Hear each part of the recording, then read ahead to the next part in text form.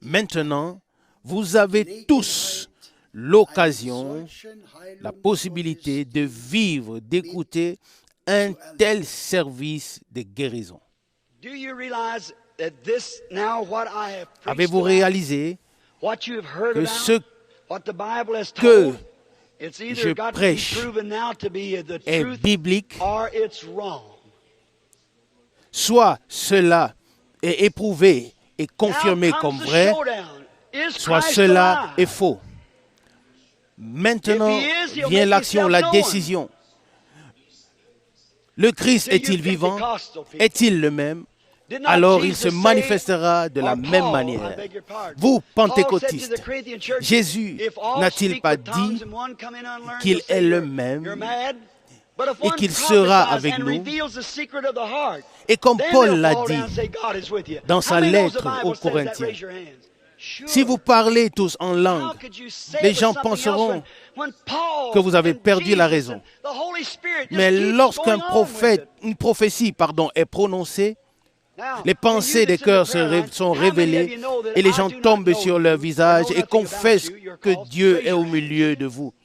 Vous qui êtes dans la ligne de prière et qui savez que je ne vous connais pas, levez la main, que chacun d'entre vous lève la main. Je ne vois pas une seule personne que j'ai déjà rencontré dans ma vie. Vous, dans toute l'assemblée, vous avez, ils ont levé tous leurs mains. Vous savez que je ne les connais pas et qu'ils ne me connaissent pas. S'il vous plaît, levez les mains encore une fois. Merci.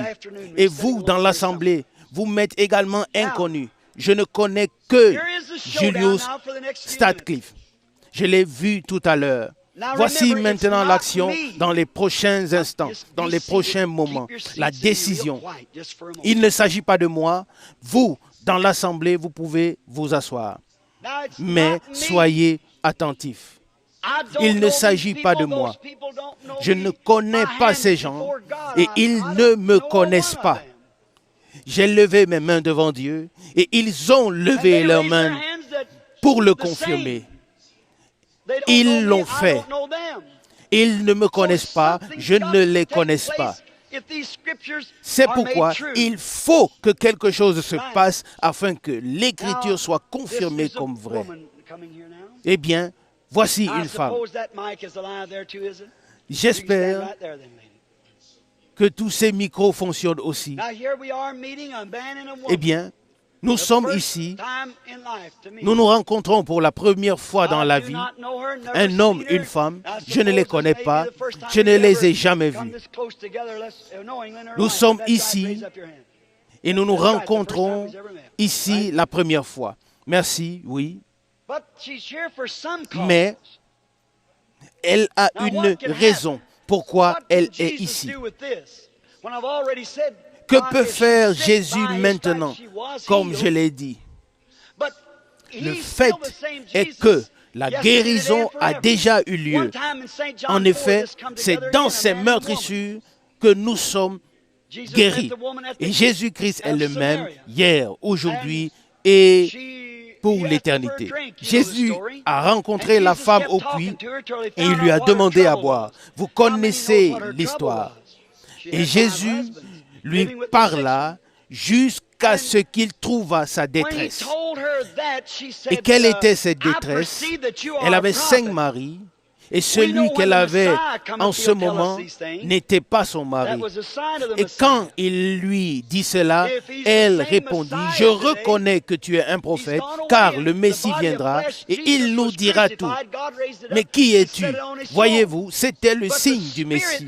Il est monté avec son corps de chair, après la transformation, la transmutation, mais son esprit est revenu sur l'Église. Et nous nous consacrons à Dieu afin que le Saint-Esprit puisse agir au travers de nous. Je ne sais pas qui elle est, ce qu'elle est. Elle peut être une critiqueuse, elle peut être croyante, elle peut être une incrédule. Si elle était critiqueuse, faites attention à ce qui se passerait alors. Voyez-vous, Vous l'avez certainement déjà entendu. Eh bien, il pourrait arriver un cas comme celui d'Ananias et de Saphira. Tout comme le Seigneur a parlé à cette femme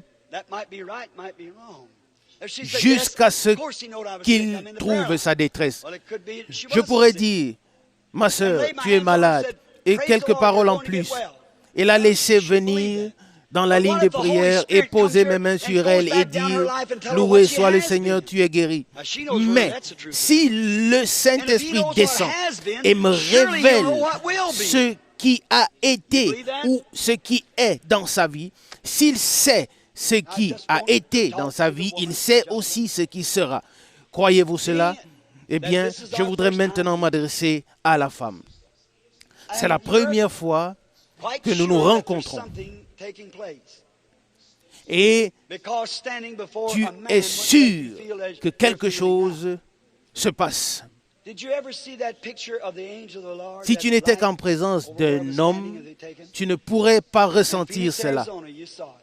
As-tu déjà vu la lumière, la colonne de feu, la photo? La même lumière se tient entre toi et moi. Si c'est la même colonne de feu qui guidait le peuple d'Israël, le même Seigneur qui est devenu chair, il dit, je viens de Dieu et je retourne à Dieu. Et après être retourné, il rencontra Paul dans la même colonne de feu que dans l'Ancien Testament, et Paul devint aveugle. Et la voix a pu dire, Saul, Saul, pourquoi me persécutes-tu? Et il a répondu, qui es-tu, Seigneur? Voyez-vous, si la même lumière, si le même Seigneur est présent ici, la même colonne de feu, alors la même chose doit se produire. Et s'il peut me révéler la raison pour laquelle tu es ici, alors Dieu se préoccupe de ta détresse. Est-ce que ma voix se fait encore entendre dans l'assemblée? Il semble que la femme s'éloigne de moi. Elle est très nerveuse. C'est sa souffrance, la nervosité. Et elle bégaye. Et son cœur va presque lâcher. Elle ne peut plus bien respirer. Elle a été à l'hôpital. Si c'est vrai, lève la main. Merci. Est-il le même hier, aujourd'hui et pour l'éternité? Quelqu'un pense encore que je l'ai deviné. Non. Alors, je voudrais lui parler encore une fois. Je ne sais pas ce qui a été dit. Lui, il parle au travers de moi. Quelqu'un se sert de mes lèvres. Si vous croyez que c'est le Seigneur, alors levez la main. Merci, merci. Oui. Cette femme souffre de nervosité. Mais elle prie aussi pour un homme. C'est son mari. Et il a l'arthrite. Dois-je te dire encore une fois? Vas-tu croire que c'est le Saint-Esprit? Alors, il a l'arthrite. Et tu pries aussi pour ta fille. Et crois-tu que Dieu peut me dire ce que ta fille a? Elle a un problème de dos. Ils sont aussi tous deux guéris et tu es aussi guéri. Vous pouvez tous rentrer à la maison. Vous êtes guéris au nom de Jésus-Christ. Croyez-vous que le Fils de Dieu est ressuscité d'entre les morts et qu'il est au milieu de nous sous la forme du Saint-Esprit? Il peut faire pour vous tous ce qu'il fait sur cette plateforme. Ayez la foi. La foi, la femme qui se tient maintenant devant moi, mais également inconnue. Je ne la connais pas. Je te prie, si c'est le cas, confirme-le. Merci, je te remercie. Si le Saint-Esprit me révèle la raison pour laquelle tu es ici, croiras-tu que c'est lui?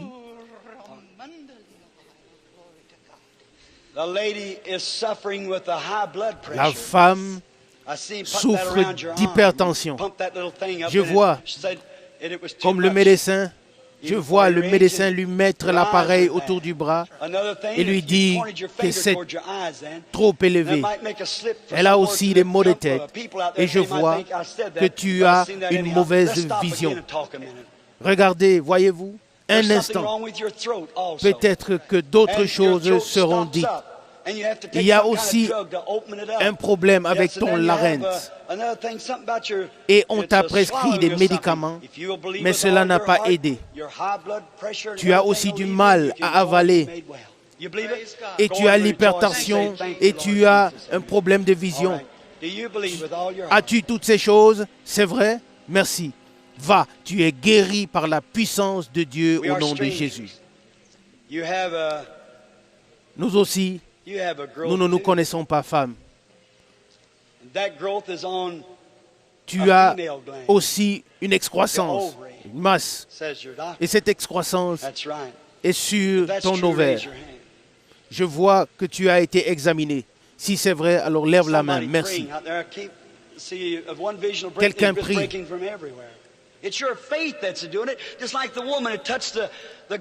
La disposition de foi est tellement puissante ici devant. Partout, les gens prient et des visions viennent ici et là. Je vois quelqu'un et j'essaye de voir où est-ce que c'est et qui est-ce que c'est. Je vois, tu as été examiné et tu devrais être opéré de cette excroissance qui est sur l'ovaire. Vas-tu croire maintenant? Tu as quelqu'un sur ton cœur pour qui tu pries. Si tu crois de tout ton cœur, cela arrivera. C'est un homme, il est paralysé. C'est ton mari. Si tu acceptes le Seigneur Jésus-Christ, alors crois maintenant que toi et lui, que vous êtes guéris au nom de Jésus-Christ. Crois-tu? Il y a quelqu'un ici. J'ai eu une vision tout à l'heure. Et j'ai vu que quelque chose n'allait pas avec le larynx. Et c'est la femme qui se tient maintenant devant moi. Celle que j'ai vue tout à l'heure. Elle a été opérée. Crois-tu que Dieu est présent et qu'il exauce les prières? Le crois-tu? Margaret, c'est ton nom. Tu es une femme prédicatrice. Tu peux rentrer chez toi et te réjouir. Tu as été guéri par la puissance de Dieu. Que le Seigneur te bénisse. Et la femme dit, que Dieu te bénisse, frère Branham.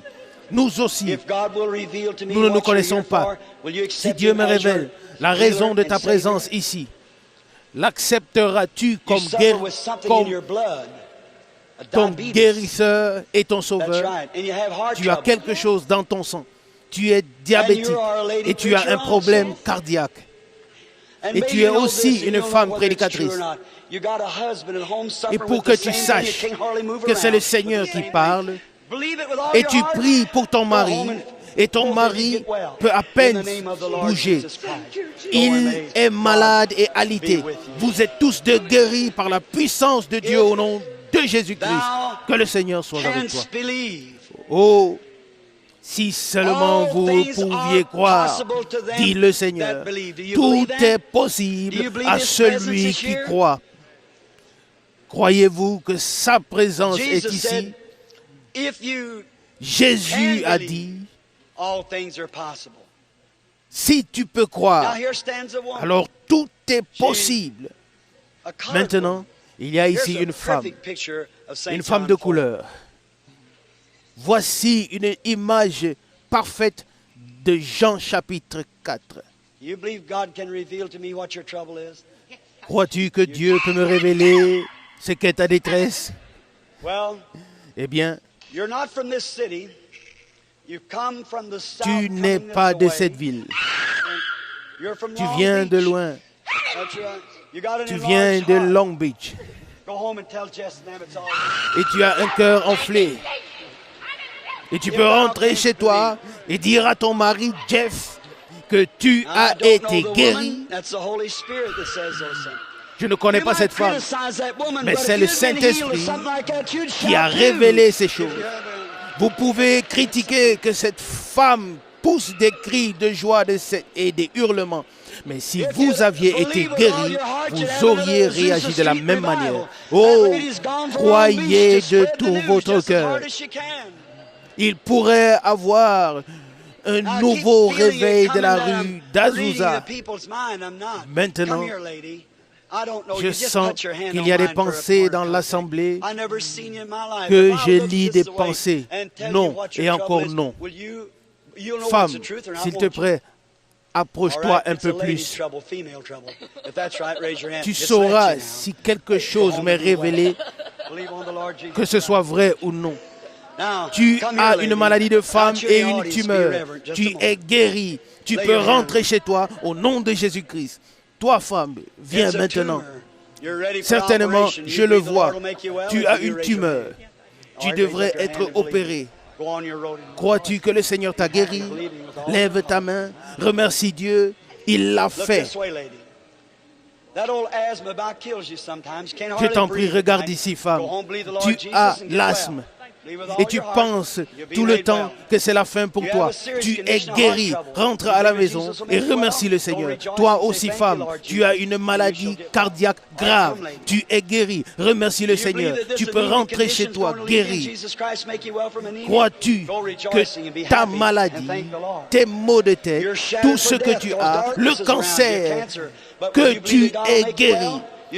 Et toi là, tu as un cancer, une ombre noire est sur toi. Vous êtes tous de guéris, vous pouvez rentrer chez vous en bonne santé. Voyez-vous, Jésus-Christ le fait. Tout est possible. Et toi ici, avec le cancer, tu es guéri. Tu devrais être opéré. Tu n'as plus besoin d'être opéré. Et toi, avec la tumeur, tu dois aussi être opéré.